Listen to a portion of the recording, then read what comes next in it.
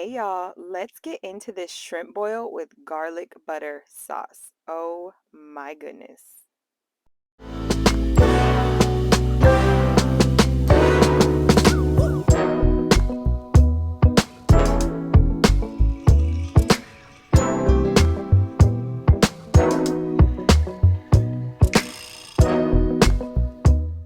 Hey y'all, how are you? I'm Tamara from Razzle Dazzle Life.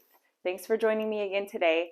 Today we are going to be making a shrimp boil. Not any kind of shrimp boil, but a garlic butter shrimp boil. It's a super simple recipe and it is packed full of flavor, you guys. Let's get into it. First thing first, you're going to want to gather your ingredients. We have some beef, smoked sausage. We have our shrimp, of course, shell on, butter, seasoning, potatoes, and corn.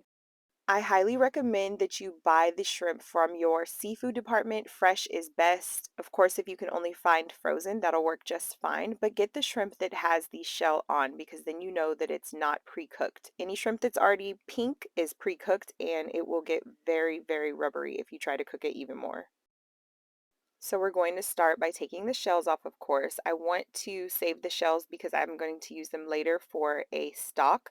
It's packed full of flavor. So start at the bottom of your shrimp and just peel the shell off like so. And then kind of pinch the tip so that you can get the tail off. Next, we're going to cut our smoked sausage. I'm kind of cutting it at an angle here. You definitely just want to get like 1/2 inch cuts on your smoked sausage, okay? I'm cutting at an angle here just for aesthetics. You can definitely cut straight down as long as you're getting 1/2 inch slices. Once you get your shrimp and sausage prepped, go ahead and start on your baby potatoes and your corn. Just get them into some boiling water.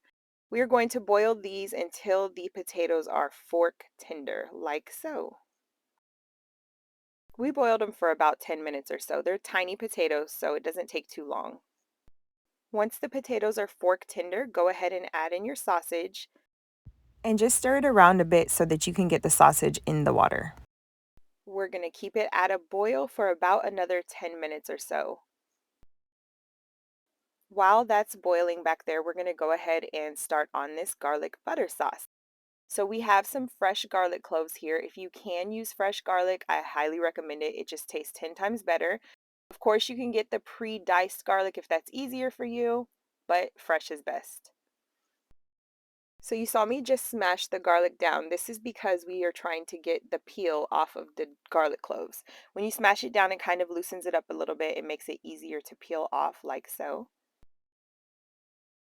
And we're just going to keep repeating this process until we get all of the peels off of the garlic cloves. It is a little bit more of a tedious task, but like I said, fresh garlic always tastes 10 times better. So it's definitely worth the effort. I'm going to speed this up because, peeling garlic is not the funnest thing to watch, but it's necessary. Once you get all of your garlic cloves peeled, you're going to go ahead and start slicing it so that you can get a fine dice on them. Try to work on a flat surface if you can. It's just so much easier. So dice it into strips and then down the middle, and then you're going to just dice it up like so. A fine dice on the garlic is much better for this sauce. It just brings out a better flavor, and you don't want huge chunks of garlic in your garlic butter sauce.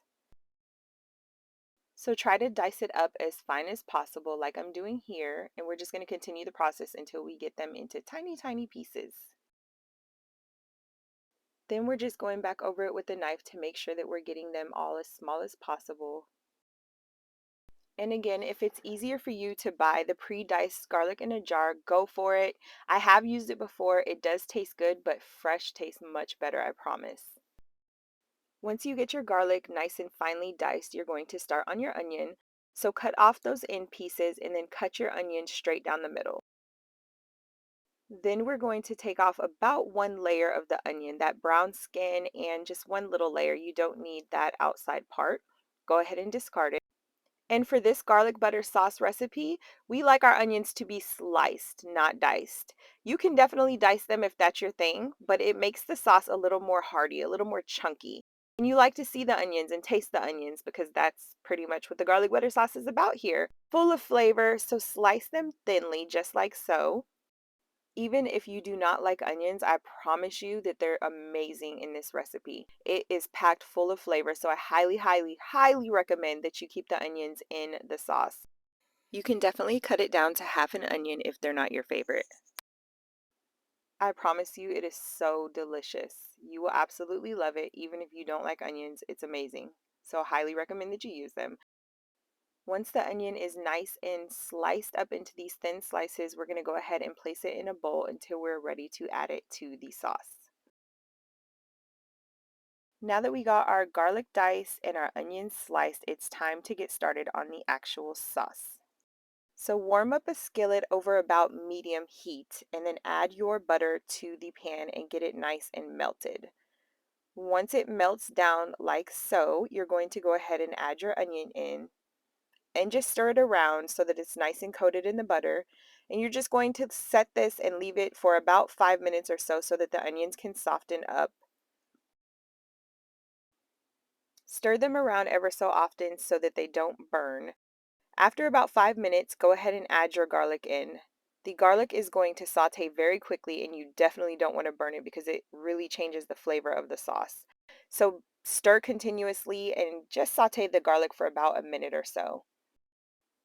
After about 1 minute, you're going to either add some chicken broth or water. I used water here because I'm going to be using chicken bouillon as a part of my seasonings. So go ahead and add your stock or your water and stir it in and let this simmer for about a minute. Then you're going to add your seasonings. So like I said, we have some chili powder here, some garlic powder, lemon pepper, Old Bay seasoning, paprika, cayenne, and red pepper flakes. So it is a little bit on the spicy side. If spice is not your thing, cut back on the cayenne and the red pepper flakes. And I know I mentioned the seasonings kind of fast and skimmed over it, but just note that the full recipe link is in the description just for you. So stir those seasonings and you're going to squeeze the juice of 1 lemon directly into the sauce. This is crucial here. You definitely need the lemon juice. Once you get that lemon squeezed in, you're going to stir it around and let this sauce simmer for a good 10 minutes or so. The longer you let it simmer, the better. I promise you, it just gets better and better. And the longer that it does simmer on the stove, it starts to thicken up. And we kind of want a little bit of a thicker sauce. So give it a good 10 minutes. Just come back to it and stir it ever so often so that it doesn't burn. And you can definitely turn the heat down to medium low instead of keeping it on medium the whole time. Now that our sauce is almost ready, go ahead and add the shrimp into your boiling water and don't splash it like I did. So be really careful here because you don't want to burn yourself.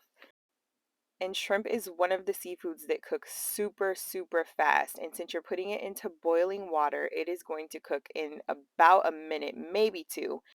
You definitely don't want to overcook it because we're going to be pouring that hot sauce over the shrimp anyway. So once you add your shrimp, give it maybe 2 minutes at the most. Once it starts to turn pink like this, your shrimp is pretty much done. Go ahead and drain the hot liquid so that the shrimp doesn't overcook. Just drain it out.